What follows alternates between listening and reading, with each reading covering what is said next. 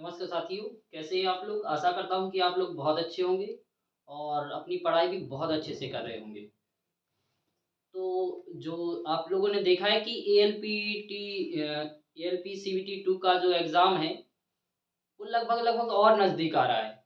यानी जो सीबीटी 2 है, जैसे ही रिज़ल्ट आएगा, ज़्यादा से ज़्यादा आपको 15 दिन या 1 महीने का टाइम मैक्सिमम मिलेगा और इसके बाद एएलपी सीबीटी 2 चालू हो जाएँगे। तो इसी के लिए हमने कुछ क्वेश्चनों का एनालिसिस किया है, यानी जो आपके बेसिक साइंस के जो कुछ क्वेश्चन हैं, उनका एनालिसिस किया है। यानी जो प्रीवियस और पिछले साल के जो क्वेश्चन हैं, उनको लेकर आए हैं। तो चलिए देखते हैं उन क्वेश्चनों को कि आपके जो पिछली एग्ज़ाम में पूछे गए थे जो क्वेश्चन वो। तो पहले क्वेश्चन की तरफ बढ़ते हैं। ये रहा आपके सामने आप पहला क्वेश्चन है आपका भूपर्पट्टी पर सर्वाधिक मात्रा में पाया जाने वाला तत्व कौन सा है? यानी जो आपकी पृथ्वी की लेयर है भूपर्पट्टी, तो उस पर सबसे ज्यादा मात्रा में कौन सा तत्व पाया जाता है? तो देखा जाए तो सबसे जो ज्यादा मात्रा में तत्व पाया जाता है वो पाया जाता है ऑक्सीजन। क्या पाया जाता है? ऑक्सीजन। यानी आपका राइट आंसर क्या हो जाएगा? ऑक्सीजन। और अगर देखा जाए इसी क्रम में तो सबसे ज्यादा ऑक्सीजन, फिर इसके बाद सिलिकॉन, फिर इससे कम एल्यूमिनियम और इससे कम आयरन।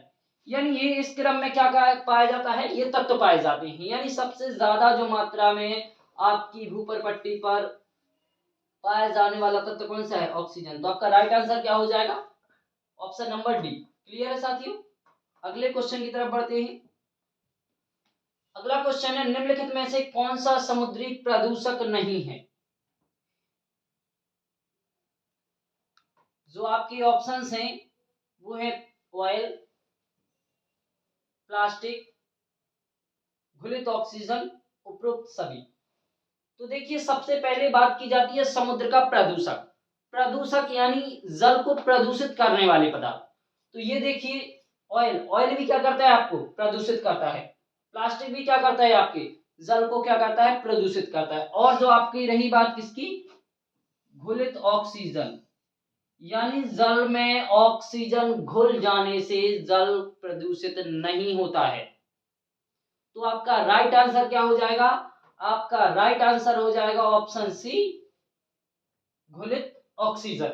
यानी जो निम्नलिखित में से समुद्र का जो प्रदूषक नहीं है वो कौन सा है? आपका घुलित ऑक्सीजन नहीं है। ये जो आपके सामने जो क्वेश्चन आ रहे हैं यानी ये प्रीवियस हैं।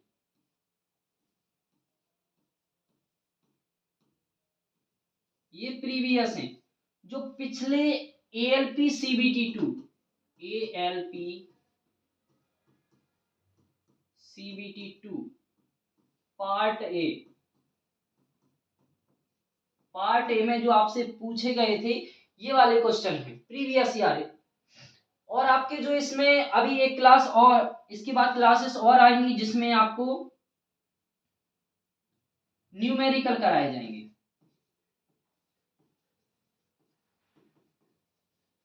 जो आपकी न्यूमेरिकल्स जितने भी न्यूमेरिकल्स है ना, टोटल न्यूमेरिकल्स कराए जाएंगे उसमें। अभी जो आपके सामने आए हैं वो बेसिक साइंस और इंजीनियरिंग से जो थ्योरेटिकल क्वेश्चन है वो लेके आया हूं। इसके बाद जो आपके न्यूमेरिकल होंगे ना फिर वो कराए जाएंगे। तो चलिए अगले क्वेश्चन की तरफ बढ़ते हैं। अगला क्वेश्चन है आपका 5 जून 2005 को 5 जून को मनाया जाता है। यानी 5 जून को क्या मनाया जाता है?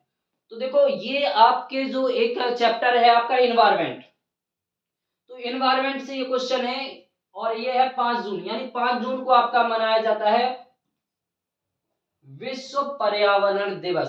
यानी 5 जून को क्या मनाया जाता है? विश्व पर्यावरण दिवस।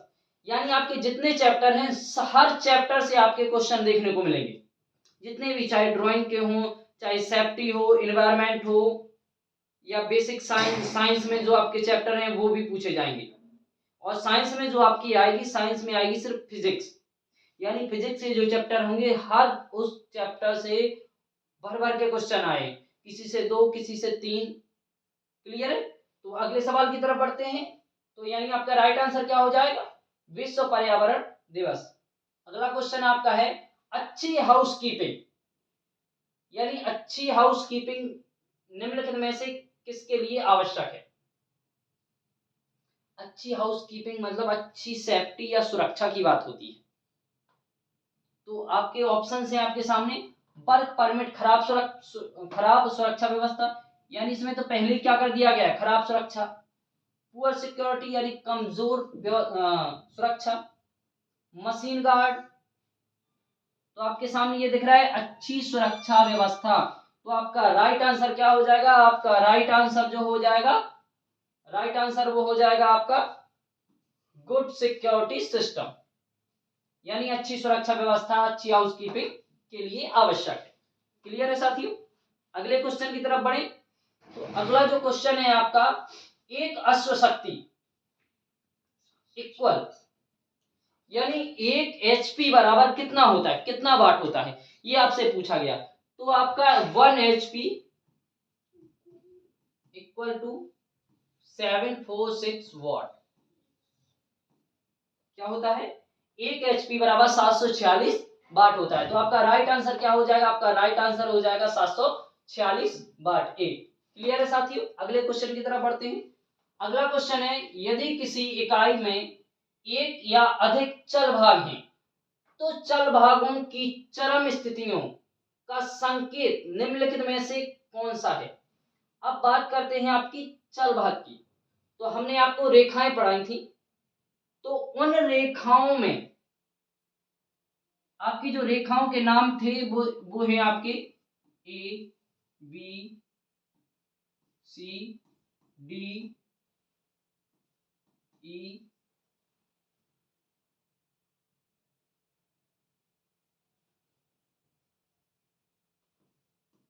ई एफ जी एच आई ऐसे। तो ये नाम चलते हैं जो आपकी जो चार रेखाएं थी, ये जो पहली चार रेखाएं, ये थी आपकी कौन सी रेखाएं? ये थी आपकी कंटिन्यूअस यानी सतत लगातार वाली रेखाएं। और जो यहां से जो आगे वाली रेखाएं थी, ये वाली जो रेखाएं थी ये वाली थी डैश्ड लाइन। कैसी थी? Dashed, dashed line. तो जो आपकी चल भाग की स्थिति दर्शाती है वो कौन सी रेखाओं द्वारा दर्शाई जाती है? हमने आपको कुछ ऐसा ही एक डायग्राम बताया था जो आपके सामने कुछ एक ऐसा पार्ट था।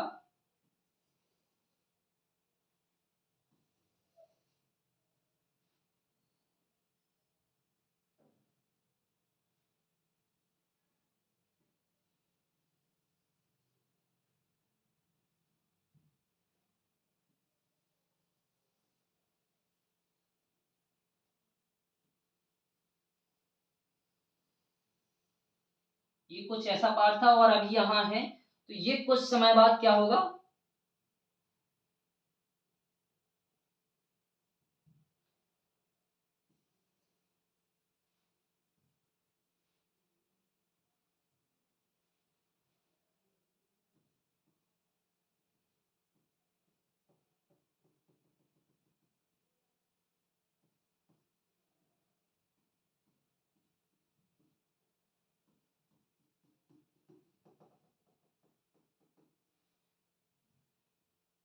कुछ इस तरीके से, और ये जो इसकी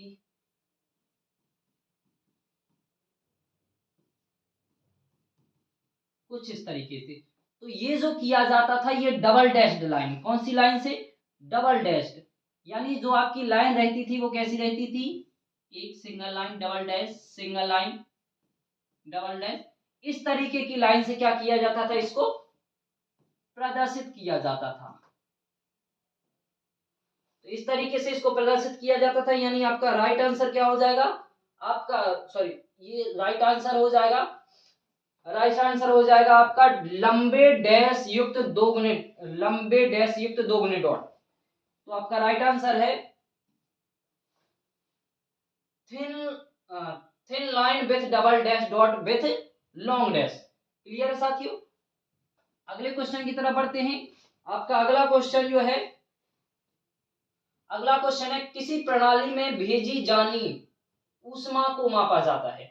यानी जो आपकी ऊष्मा है उसको क्या बोलते हैं, द हीट सेंड, यानी भेजने के लिए किस रूप में भेजा जाता है ऊष्मा को। तो सबसे पहले ये देखो वॉट, यानी ये शक्ति का मात्रक है, ये डिग्री केल्विन ये तापमान का है, और एम्पियर विद्युत धारा। तो जो आपकी जूल है वो ऊष्मा किस में मापी जाती है, ऊष्मा मापी जाती है जूल में। तो आपका राइट आंसर क्या हो जाएगा, आपका राइट आंसर हो जाएगा जूल। क्लियर साथियों, अगले सवाल की तरफ बढ़ते हैं। अगला सवाल है आपका, वह भौतिक स्थान जहां कंप्यूटर जानकारी संग्रहित करता है कहलाता है।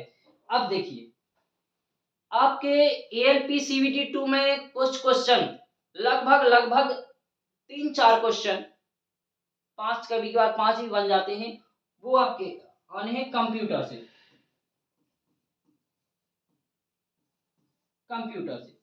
तो जो कंप्यूटर से संबंधित जो क्वेश्चन है हमने वो भी इसी में रख लिए बेसिक साइंस में, क्योंकि जो अभी तक जो आपका पार्ट थे, पार्ट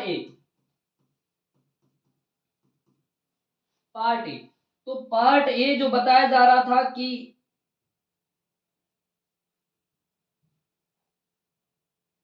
बेसिक साइंस बीएससी और ये मैथ्स रीजनिंग, ये थे, ये 40 नंबर का आ रहा था, ये 60 नंबर का। लेकिन अब इस बार ये पैटर्न चेंज कर दिया गया है और इस पैटर्न में थोड़ा सा बदलाव कर दिया गया है, यानी ये 50-50 कर दिया गया है। कितना कर दिया गया है, 50-50। तो जैसे ही ये आपका 50-50 हुआ ना, तो इस 50-50 में आपके 10 नंबर बढ़ जाएंगे किसके, बेसिक साइंस के। और बेसिक साइंस में लगभग आपके 9-10 ही चैप्टर हैं, तो हर चैप्टर से एक एक दो दो क्वेश्चन और बढ़ जाएगा पिछली बार की अपेक्षा। तो जो आपका कंप्यूटर से थे वो क्वेश्चन भी मैंने आपको इसमें डाल दिए हैं। आपको इनको पढ़कर ये अंदाजा लग जाएगा कि जो पेपर आता है आपका एग्जाम में होता है वो किस लेवल का होता है, किस लेवल के कैसे क्वेश्चन पूछे जाते हैं। एक बार इसको क्लास को पढ़ लीजिए, फिर आपकी सारी जो डाउट है ना वो क्लियर हो जाएंगे, सारे डाउट, यानी जितने भी डाउट हैं वो सारे क्लियर हो जाएंगे कि एग्जाम किस तरीके से आता है। तो जो आपका कंप्यूटर है, कंप्यूटर से बनने वाला क्वेश्चन है, वह भौतिक स्थान जहां कंप्यूटर जानकारी संग्रहित करता है, यानी स्टोरेज करता है। क्या करता है, स्टोरेज, इंफॉर्मेशन स्टोरेज। तो इंफॉर्मेशन स्टोरेज, ये तो देखो वाईफाई है, ये तो कनेक्शन के लिए होता है। मॉडेम ये फोन से कंप्यूटर जोड़ने के लिए रहता है। जो हार्ड डिस्क यानी भौतिक, यानी फिजिकल बोला है ना, फिजिकल, तो फिजिकल जो होता है वो है आपकी हार्ड डिस्क। क्या होती है, हार्ड डिस्क। यानी कंप्यूटर हार्ड डिस्क में क्या करता है, अपनी इंफॉर्मेशन स्टोरेज करता है। क्लियर साथियों, तो आपका राइट आंसर क्या हो जाएगा, हार्ड डिस्क। अगले सवाल की तरफ बढ़ते हैं। अगला सवाल है, जब आप 1 इंच को ब्रिटिश से एसआई में बदलते हैं तो यह सेंटीमीटर होता है। यानी 1 इंच बराबर, देखो आपको बताया था एसआई में 1 इंच, 1 इंच बराबर होता है 2.54 सेंटीमीटर, और यदि यही एमएम में हो तो 1 इंच बराबर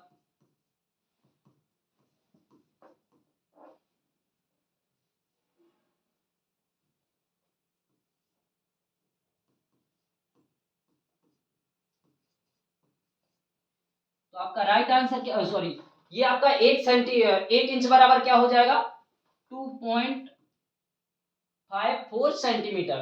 तो आपका इसमें है 2.54 सेंटीमीटर, तो राइट आंसर हो जाएगा ऑप्शन नंबर सी। यानी 1 सेंटीमीटर, अगर यही एमएम बराबर पूछा जाता तो आपका राइट आंसर हो जाता क्या, 25.4 mm। क्लियर है साथियों, अगले सवाल की तरफ बढ़ते हैं। अगला सवाल है, धातु के एक समान चालक का प्रतिरोध, जो एक समान चालक है उसका प्रतिरोध, यानी जो प्रतिरोध होता है चालक का प्रतिरोध, वो उसके क्षेत्रफल के व्युत्क्रमानुपाती होता है। अब क्षेत्रफल के व्युत्क्रमानुपाती कैसे होता है? जैसे ही क्षेत्रफल बढ़ेगा प्रतिरोध क्या हो जाएगा? घट जाएगा। और जैसे ही आपका क्षेत्रफल घटेगा तो प्रतिरोध बढ़ जाएगा। तो आपका राइट आंसर क्या हो जाएगा? इसके क्षेत्रफल के व्युत्क्रमानुपाती होता है। राइट आंसर क्या है? इसके क्षेत्रफल के व्युत्क्रमानुपाती होता है। क्लियर? अगले सवाल की तरफ बढ़ते हैं। अगला सवाल है रक्त के उचित स्कंदन। ये स्कंदन है, ये क्या है? स्कंदन।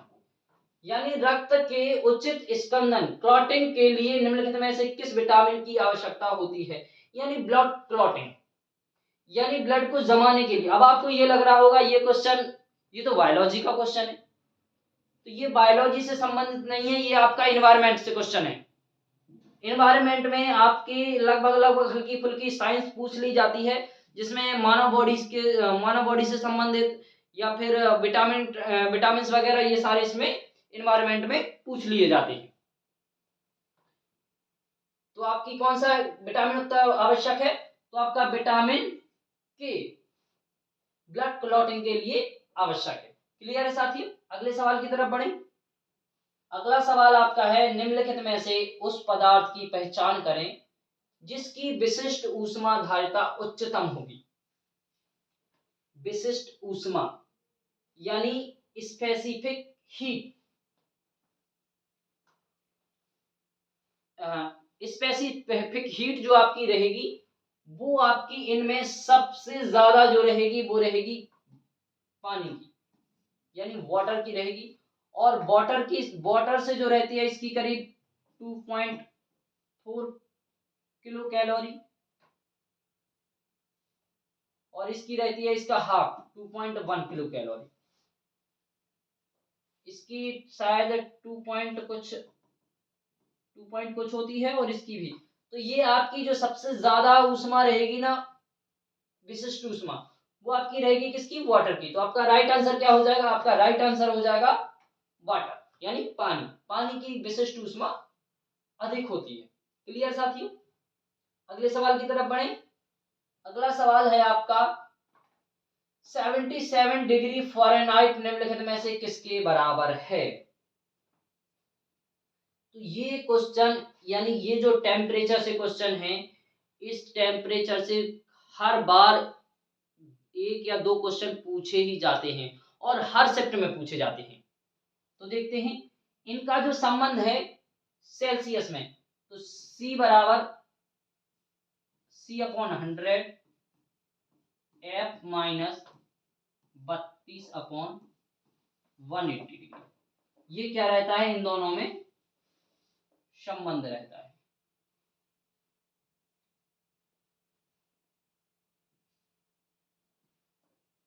क्या रहता है? इन दोनों में संबंध। अब बात चलती है डिग्री सेल्सियस में निकालना है ना, तो डिग्री फ़ारेनहाइट सेल्सियस की तो वैल्यू निकालनी है ना, तो सेल्सियस बराबर क्या हो जाएगा? सेल्सियस, ये 0 से 0 कैंसिल कर देंगे और ये आ जाएगा 5 और ये आ जाएगा 9।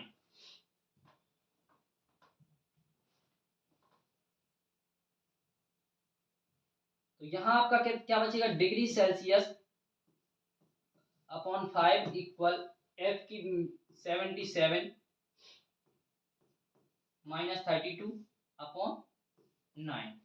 तो ये आपका कितना हो जाएगा? Degree Celsius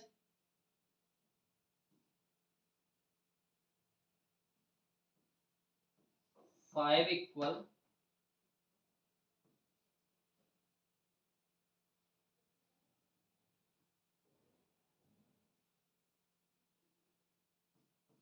5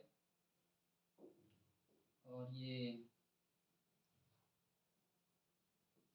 4। तो यहाँ आपका जैसे ये 5 का बटे 9, तो 9 5 जा 45 और ये कितना हो जाएगा?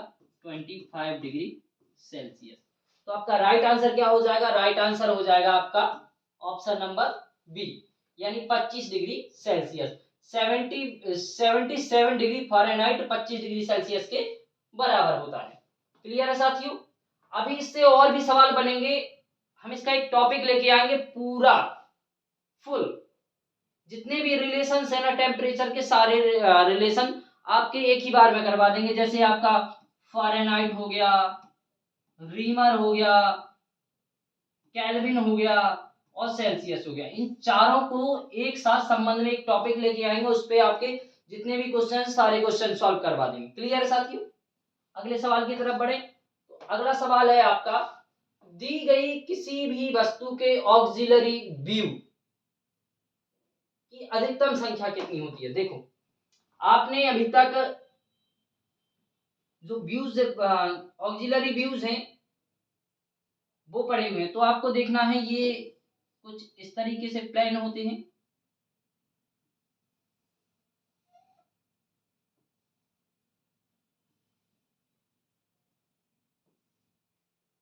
तो ये और इसके बगल में एक और प्लेन रहता है ये,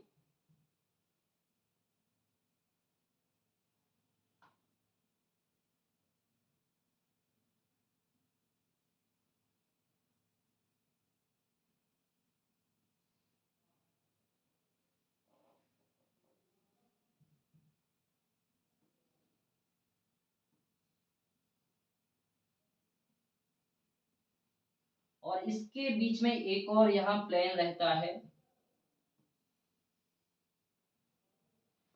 और यहाँ पर एक प्लेन और होता है, इसे क्या बोलते हैं, ऑक्सिलरी प्लेन बोलते हैं।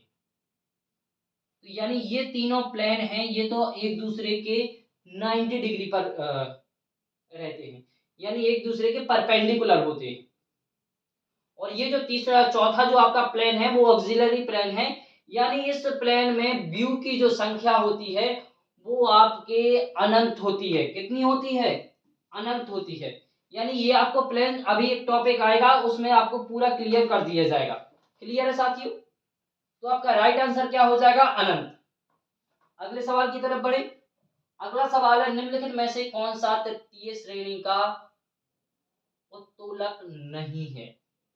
ये देखो लीवर, अब बात आ गई है लीवर की। तो लीवर होते हैं तीन प्रकार के, तो तीन प्रकार में सबसे पहले एक पहला एक सेकंड,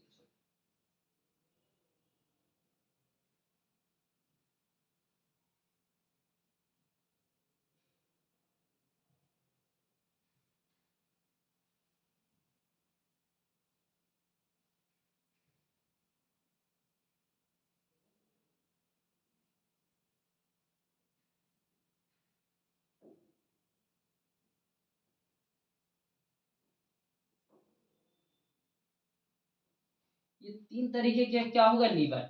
इसमें तीन चीजें होती हैं, आपको ये याद रखना है, एफ एफ डब्ल्यू पी।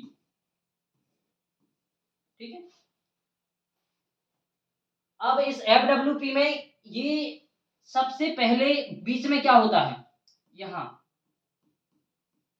यहाँ एफ फलक्रम, और एक साइड हो जाएगा, यहाँ हो जाएगा क्या, प्रयास, और यहाँ हो जाएगा लोड। पहले में ये फर्स्ट टाइप का है। सेकंड में आपका बीच में क्या आ जाएगा, डब्ल्यू, और एक साइड हो जाएगा आपका क्या हो जाएगा, ये फलक्रम, और यहां हो जाएगा आपका एफर्ट यानी पी, प्रयास जिसे बोलते हैं। और एक और रहेगा तीसरा, तो उसमें आएगा आपका प्रयास आएगा कहाँ, बीच में, और एफर्ट आ जाएगा एक साइड, सॉरी एफर्ट नहीं, फलक्रम आ जाएगा एक साइड, और लोड आ जाएगा एक साइड।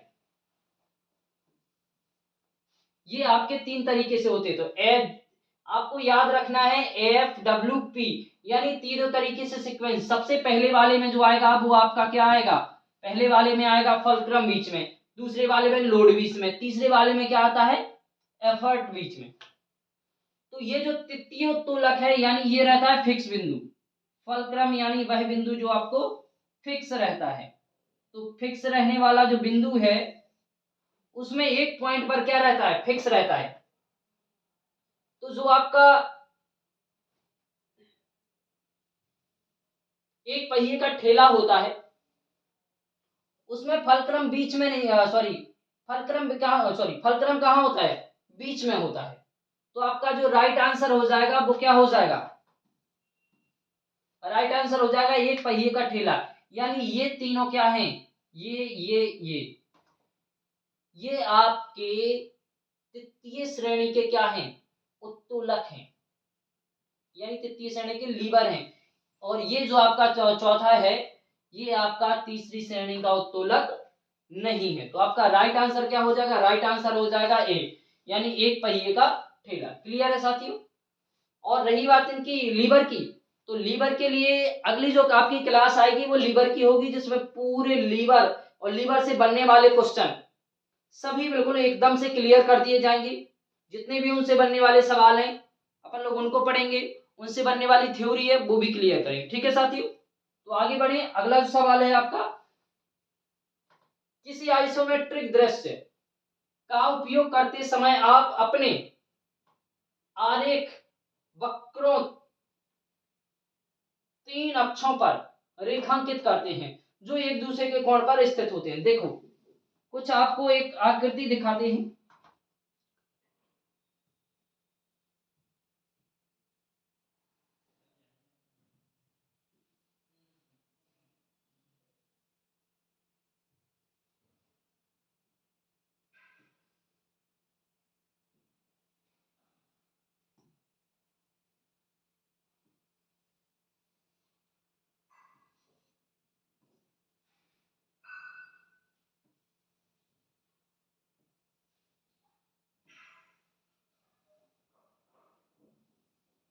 ये आपके सामने एक आकृति है और इसमें जो आपके सामने ये एंगल बन रहे हैं ना, ये वाले, ये दोनों, ये आपके होते हैं 120 डिग्री के। यानी आपका जो एंगल रहता है वो आपका क्या रहता है, 120 डिग्री। तो आपका राइट आंसर क्या हो जाएगा, राइट आंसर हो जाएगा 120 डिग्री। क्लियर है साथियों।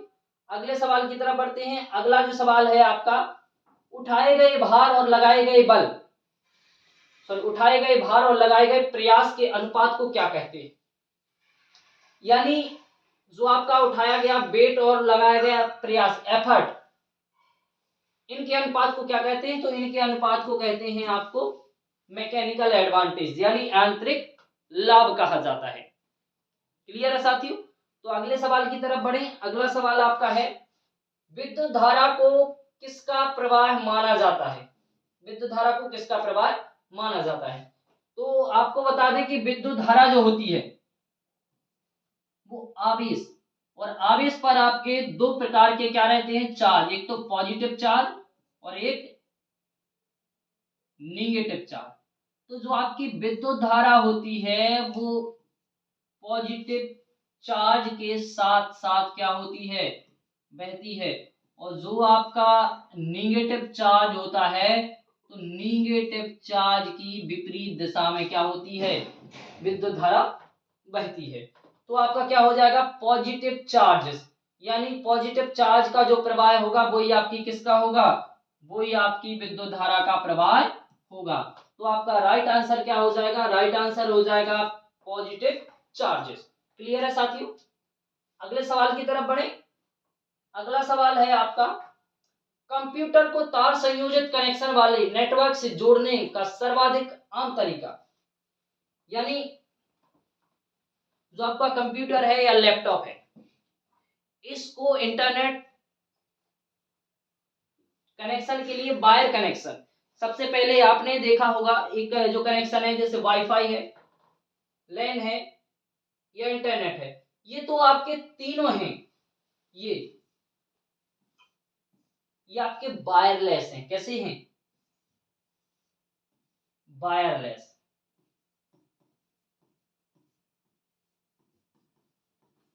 और आपको क्या चाहिए, तार संयोजित, यानी वायर सहित चाहिए। तो वायर सहित जो कनेक्शन आपका है वो है आपका ईथरनेट। तो आपका राइट आंसर क्या हो जाएगा, राइट आंसर हो जाएगा ईथरनेट। क्लियर है साथियों।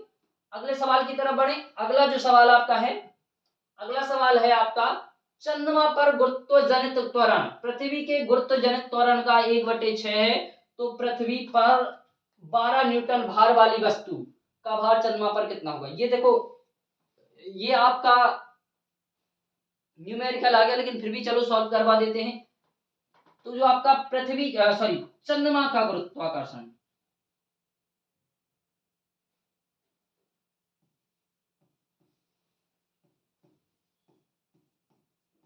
चंद्रमा का गुरुत्वाकर्षण, गुरुत्वाकर्षण कितना होता है,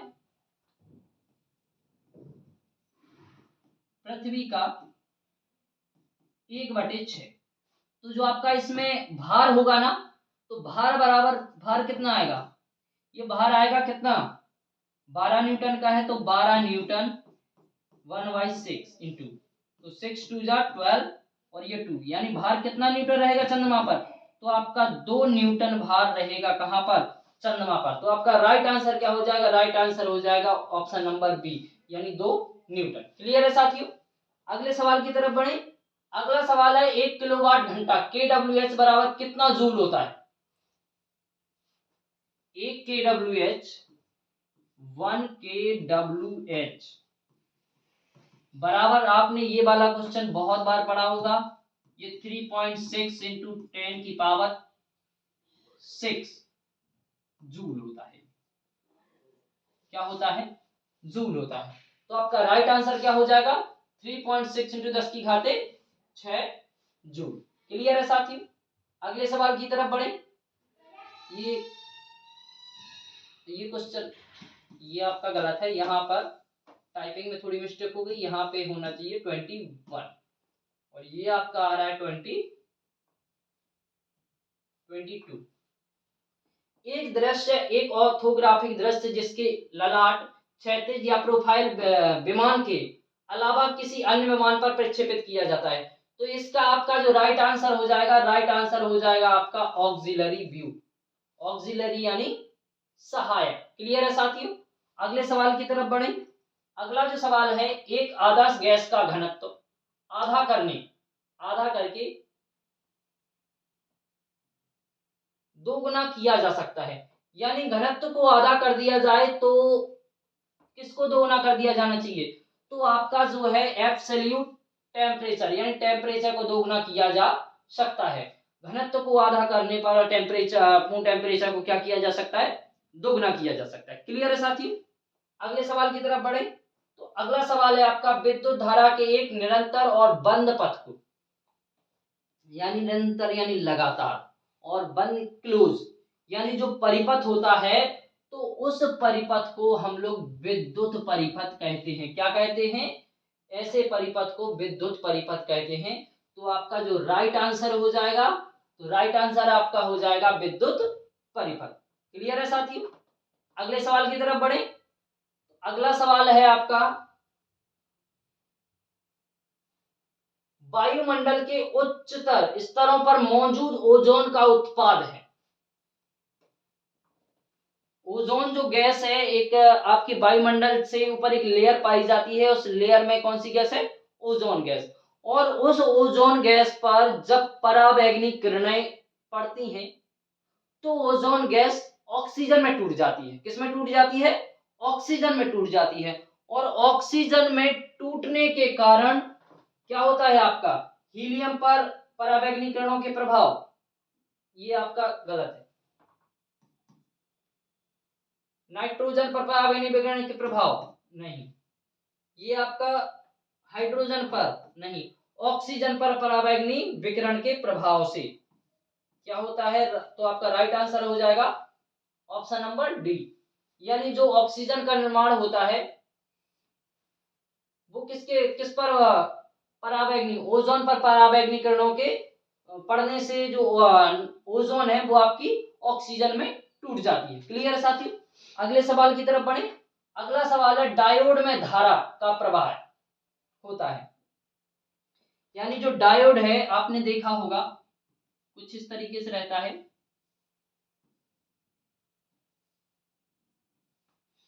ये आपका डायोड है, और इस डायोड में जो करंट फ्लो होता है, यानी धारा का प्रवाह होता है, वो हमेशा वन डायरेक्शनल होता है। कितना होता है? One directional.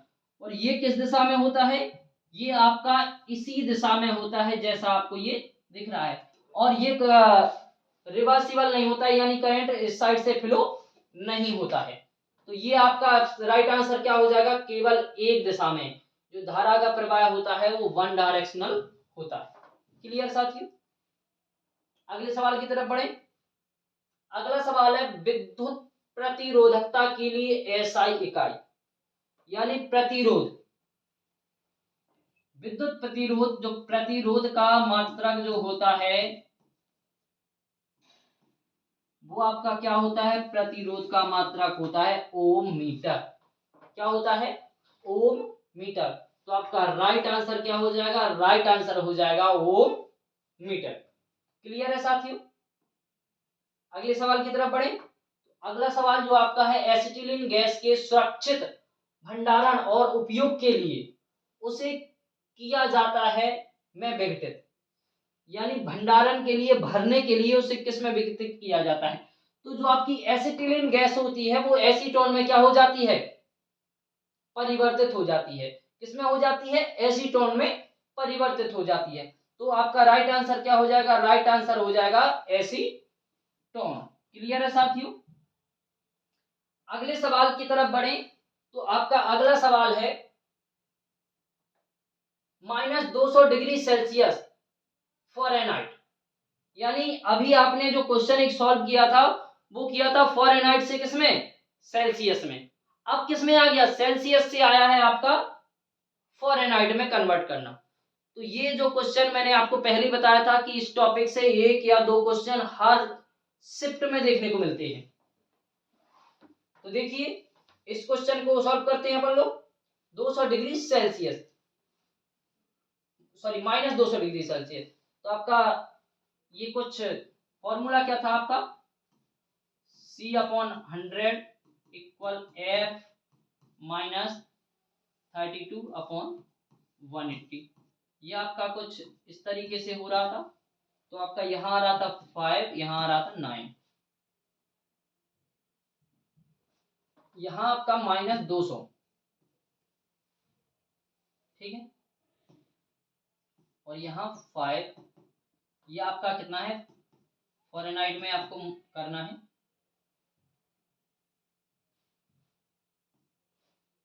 तो आपका कितना हो जाएगा? ये 32/9, 5 4 या 20, ये -40 आ गया। कितना? -40, और -40 का आपको 9 4 जा 36, -36, ये फ़ारेनहाइट हो 32।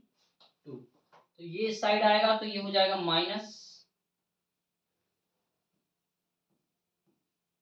माइनस में था तो आपका प्लस में हो जाएगा।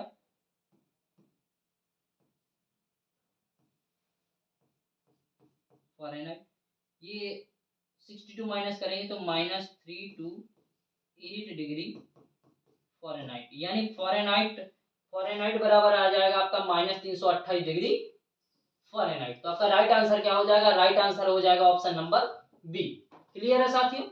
अगले सवाल की तरफ बढ़े तो अगला जो आपका सवाल है, अगला सवाल है किसी गियर के पिच सर्किल और दांतों, क्या है ये? दांतों के निचले हिस्से के बीच की दूरी क्या कहलाती है? तो देखो ये आपके सामने कुछ इस तरीके से ये गियर बने हैं, इसमें सर्किल होते हैं, वो आपके देखिए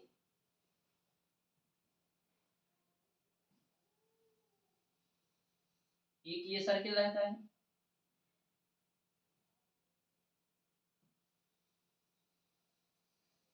एक ये सर्किल रहता है, और एक यहाँ से ऊपर से सर्किल रहता है।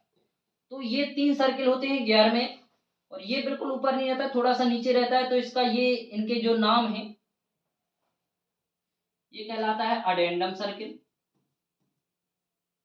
Addendum circle. ये कहलाता है डिडेंडम सर्किल, डिडेंडम क्या है? डिडेंडम। क्या है?